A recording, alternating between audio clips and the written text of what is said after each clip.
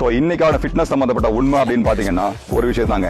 நீங்க வாக்கிங் போய் உங்க உடம்ப வந்து நான் ஷேப் பண்ணிக்கிறேன், அதை வந்து ஃபிட் ஆகிக்கிறேன் அப்படின்னா நோ, உங்க எண்ணம் தவறு. அதை யார் பண்ணிக்கலாம் அப்படின்னு பாத்தீங்கன்னா ஆல்ரெடி வந்து ஃபிட்டா இருந்து மசில்ஸ் டெவலப் பண்றாங்கல்ல, அவங்க மெயின்டெனன்ஸ்க்காக பண்ணிக்கலாம். பட் ஆனா நீங்க இப்பதான் வந்து உங்க உடம்ப குறைக்க ட்ரை பண்றீங்க, மசில்ஸ் பில்ட் பண்ண ட்ரை பண்றீங்கன்னா கண்டிப்பா அதுக்கு முதன்மை ஒரு பிரைமரி விஷயம் பார்க்கும்போது நீங்க நான் சொன்ன மாதிரி வாக்கிங் அண்ட் ரன்னிங் போனுங்க.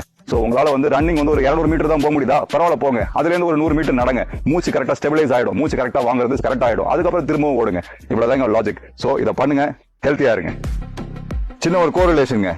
இப்ப பேங்க்ல நீங்க ஒரு லோன் வாங்கிருக்கீங்க 10 லட்சம் ரூபாய்க்கு, மாசம் மாசம் இஎம்ஐ 10,000 இல்ல 12,000 கட்டிட்டு இருக்கீங்க. சோ அப்படி இருக்கும் போது இஎம்ஐ மட்டுமே கட்டிட்டு இருந்தோம்னா ரொம்ப நாள் ஆகும் முடியறதுக்கு. பட் ஆனா கொஞ்சம் கொஞ்சமா நம்ம பிரின்சிபல் அமௌண்ட் பே பண்றோம்ல, அப்படி இருக்கும் போது என்ன ஆகுதுன்னா உங்களுக்கு உங்களோட லோன் சீக்கிரம் முடியும். அதே கான்செப்ட் தான். ஆல்ரெடி உங்க உடம்புல தேவையில்லாத கொழுப்புகள்லாம் உள்ள டெபாசிட் ஆயிடுச்சு. சோ நான் தினமும் வாக்கிங் போறேன் அப்படின்னா என்ன சாப்பிடுறீங்களோ அதை விட அதை கரைக்கிறதுக்கு கம்மியான உடற்பயிற்சி தான் செய்றீங்க. சோ இந்த வாக்கிங் அண்ட் ரன்னிங் சேர்த்து பண்ணுங்க.